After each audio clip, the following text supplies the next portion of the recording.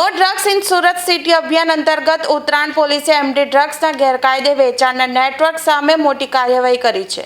ચોક્કસ બાતમીના આધારે પોલીસે મનીષા ગરનાળા નજીક સુમન રોડ વિસ્તારમાં દરોડા પાડી બ્લેક કલરની એક્ટિવા પર ડ્રગ્સનું વેચાણ કરતા કેતન ઉર્ફે વકીલ મનસુખ પટેલને રંગે હાથે ઝડપી પાડ્યો હતો।